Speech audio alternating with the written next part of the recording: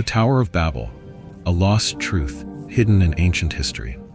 There was a time when humanity stood as one, a single language, a shared purpose, a unified vision. Together they built, they dreamed, they reached for something far greater than themselves. And at the heart of this ambition stood the Tower of Babel, a monument so grand that it threatened to pierce the heavens. But before it could be completed, something or someone put an end to it. The Bible tells us that Yahweh, the God of the Israelites, looked upon mankind's unity and saw danger. He descended, shattered their language, and scattered them across the earth. From that moment on, humanity was divided, separated by borders, cultures, and ideologies, ensuring they would never again rise together. But was this truly divine punishment, or was it an act of deliberate suppression?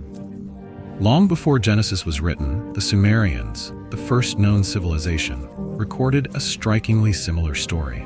In their ancient texts, powerful beings intervened to divide mankind, just as they did at Babel. But why? What knowledge was lost, and what were they trying to hide? If you've made it this far, you're already questioning history, and that means you're exactly where you need to be. Subscribe now and be part of the journey to uncover the truths they don't want us to know. And if you believe that history is far more mysterious than we've been told, leave a comment with the number 7, because together we are breaking the cycle of suppression. The story as told in the Bible is clear. Yahweh, the God of the Israelites, looked upon mankind's unity and saw danger. He descended, shattered their language, and scattered them across the earth. From that moment on, humanity was divided, separated by tongues, borders, and cultures. A fractured world, never again able to stand as one. But here's the question: why? Many believe this was divine punishment for arrogance, but others suggest it was something far more deliberate, a calculated act of suppression. What if Babel was not just a tower, but a gateway, something far beyond our modern understanding? To find the truth, we must go beyond Genesis, beyond the Bible itself. Because this story is older than we have been led to believe. The Sumerians, the first known civilization, recorded a strikingly similar tale, one where the gods themselves divided mankind. And if we look closer, we find something shocking: a hidden conflict. A battle between two factions of gods, one that sought to elevate humanity and one that sought to keep us in chains.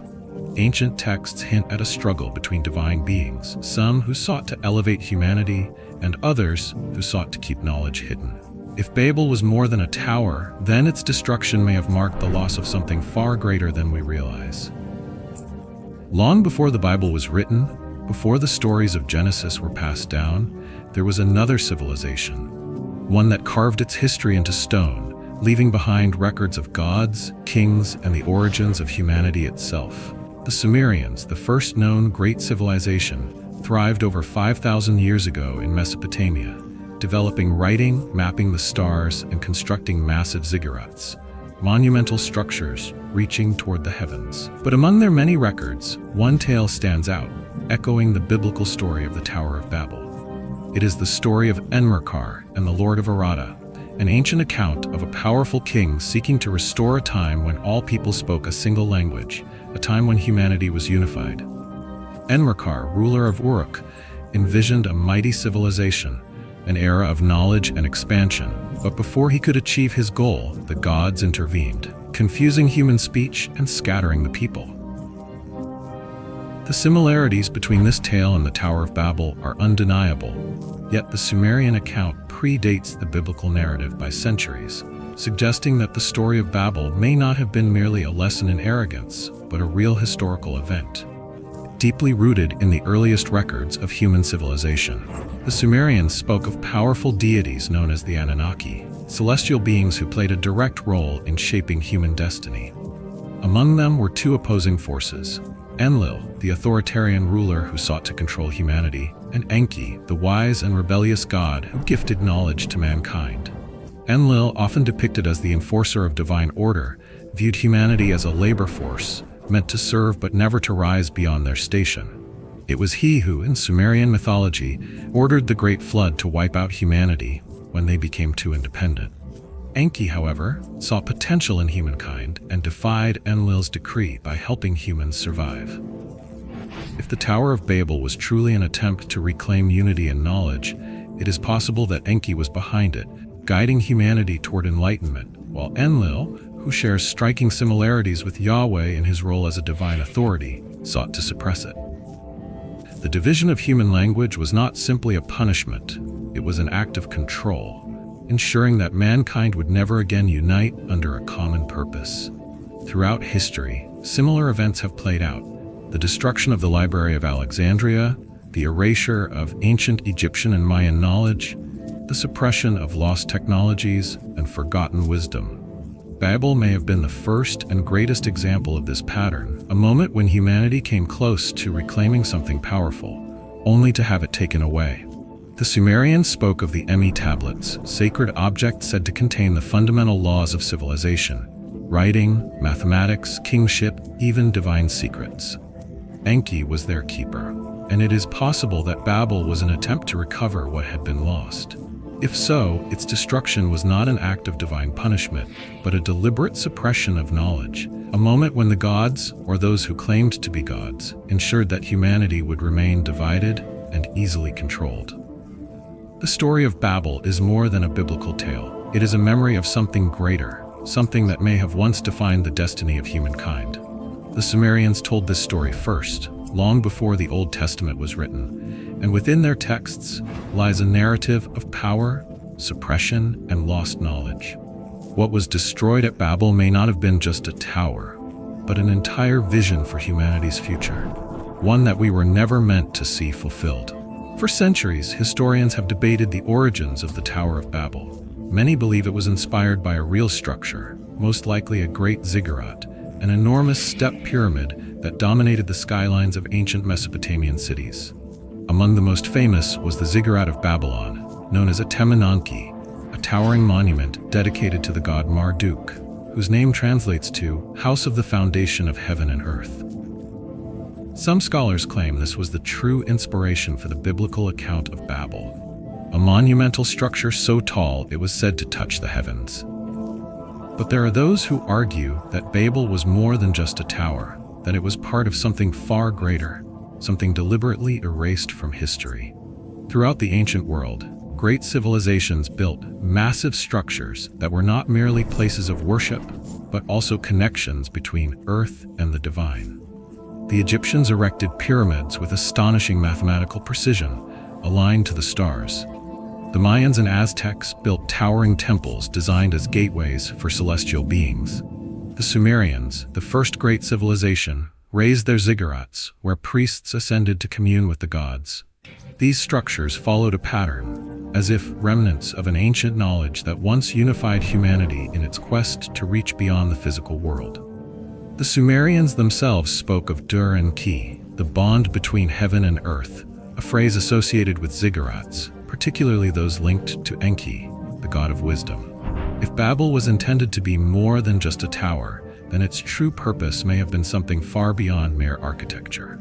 Some alternative researchers suggest it was an attempt to create a literal gateway, a bridge between humanity and the heavens, perhaps even a form of technology that has since been lost. Ancient texts speak of places where gods and mortals could interact directly, locations where the boundary between worlds was thin. Some speculate that Babel was part of this legacy, an effort to restore a connection long severed. If so, its destruction was not an act of divine punishment, but of suppression, ensuring that mankind would never again have access to such knowledge. The intervention that led to Babel's downfall mirrors an ancient struggle recorded in Sumerian texts, a conflict between two powerful deities, the strict ruler Enlil, who sought to control humanity, and the wise Enki, who defied authority to uplift mankind. Enlil, much like Yahweh in the biblical account, saw mankind's growing power as a threat. He had already attempted to wipe out humanity before, ordering the Great Flood to reset civilization when humans became too advanced. His actions suggest a pattern, a recurring effort to limit human progress whenever it reached a dangerous threshold. Enki, however, was always the rebel, the one who granted humans knowledge, defied divine decrees, and ensured their survival.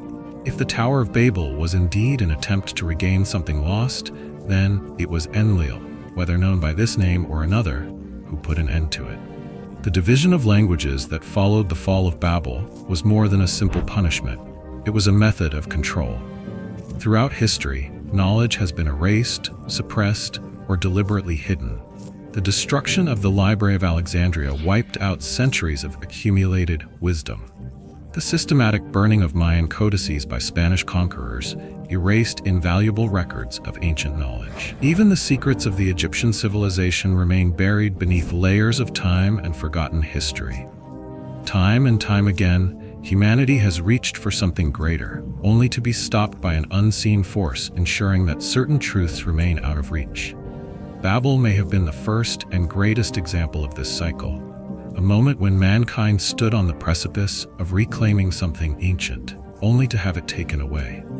If Babel was not just a tower, but a grand attempt to re-establish something lost, perhaps a direct link to the divine or a forgotten technology, then its destruction represents the greatest act of suppression in human history.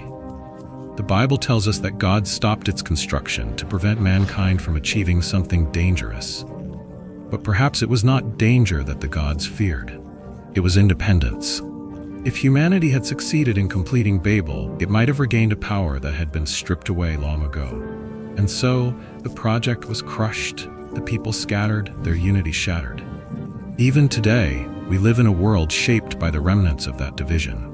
Languages, cultures, and ideologies keep us apart, preventing true unity. But the memory of Babel remains, hinting at a past where mankind once stood together, reaching for something beyond the limits imposed upon them. If Babel was truly an attempt to restore something ancient, then its destruction was not a lesson in humility. It was a moment when humanity almost broke free, only to be cast back into the shadows. Perhaps, buried beneath the sands of Mesopotamia, or hidden within the lost texts of ancient civilizations, the truth of Babel still waits to be uncovered. To understand the true nature of the Tower of Babel and why it was destroyed, we must look beyond the biblical account and examine the oldest records of human civilization, the writings of the Sumerians. These ancient texts tell of a long-standing conflict between two powerful deities, Enlil and Enki, whose opposing visions for humanity shaped the course of history. Enlil, the ruler of the heavens, was a god of order and control, seeing humanity as a labor force meant to serve, obey, and never rise beyond their station. He enforced strict hierarchy, ensuring that humans remained dependent and subservient. When they became too numerous and independent, he saw them as a threat. It was Enlil who, according to Sumerian records, ordered the Great Flood, an event echoed in multiple ancient traditions, including the biblical story of Noah. In the Sumerian version, humanity was to be wiped out, erased from existence to reset the world under divine rule. But there was another force at play, Enki, the god of wisdom and knowledge, who saw potential in humankind. Unlike his brother, Enki was a teacher, a giver of gifts and a protector of mankind. He secretly warned a chosen man, Zeusdra, the Sumerian Noah, of the impending flood and instructed him to build a vessel to survive. Because of Enki's defiance, humanity endured. This act of rebellion was not just about saving human lives, it was about preserving knowledge, ensuring that humanity had the chance to continue evolving despite Enlil's attempts to keep them in the dark. If the Tower of Babel was truly an effort to reconnect with the heavens, then it is possible that Enki was behind it, guiding humanity toward enlightenment once again. The Bible states that Yahweh descended upon Babel and saw the danger of human unity. He confused their language and scattered them, preventing them from achieving their goal. This intervention mirrors the actions of Enlil throughout Sumerian texts, who repeatedly sought to suppress human advancement whenever they grew too strong. If Enlil and Yahweh are indeed the same entity, then the destruction of Babel was not an act of divine punishment for arrogance, but an effort to prevent humanity from reclaiming something it had once possessed. The suppression of human knowledge did not end with the flood or the fall of Babel. Throughout history, great repositories of wisdom have been systematically destroyed. The burning of the Library of Alexandria, the destruction of Mayan codices, the erasure of lost civilizations, all follow the same pattern. Time and time again, humanity has reached for something greater, only to have that knowledge stripped away. The division of languages after Babel ensured that people would remain fragmented, unable to come together to rebuild what had been lost. The conflict between Enki and Enlil was never just about gods, it was about the future of human civilization. If Enki's goal was to help humanity rise, then he was not merely a god, but a liberator, a being who sought to elevate rather than suppress. His defiance of Enlil, his role in preserving humanity during the flood, and his possible influence over the construction of Babel all point to a larger truth: that humanity may have once been on the brink of reclaiming its lost knowledge, only to be forcibly kept in ignorance. The destruction of Babel was not just the scattering of languages, it was the deliberate fracturing of human potential. Even today, the world remains divided. Wars, ideologies, and barriers continue to keep people apart, mirroring the consequences of Babel. But if that division was created, then it can also be undone. If the suppression of knowledge has been a repeated pattern throughout history, then there is still hope that lost wisdom can be rediscovered. The conflict between Enki and Enlil may not have been a physical war, but it was a battle over the fate of humankind, one that may still be shaping the world today. If Babel was truly a gateway to something greater, then its destruction was not just an event of the past, but the moment when humanity was robbed of its future.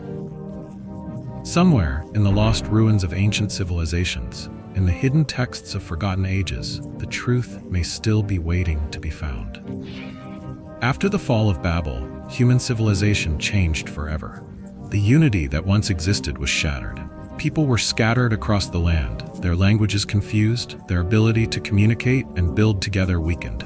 What followed was an era of fragmentation. Nations rose and fell, borders were drawn, and war became a constant reality.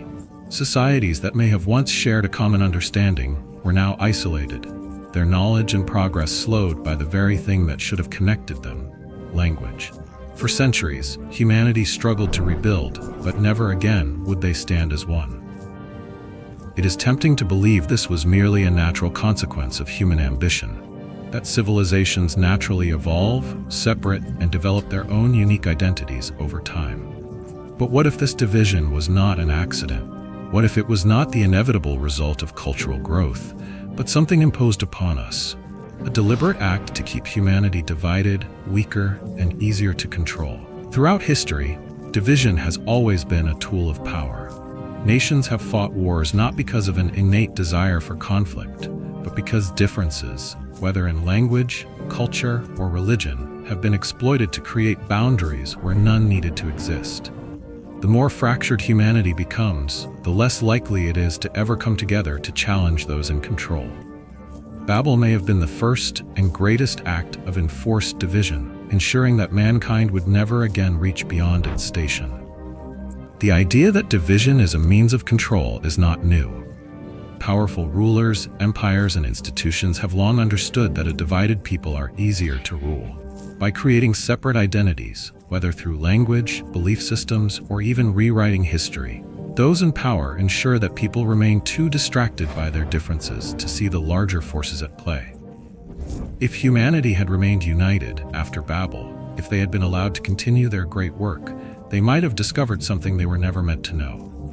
Some scholars suggest that Babel was not simply about language, but about knowledge itself, a suppression of human potential at a grand scale.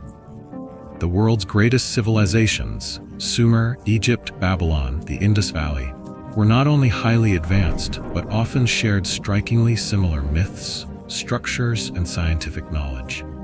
Could it be that before Babel, this knowledge was unified?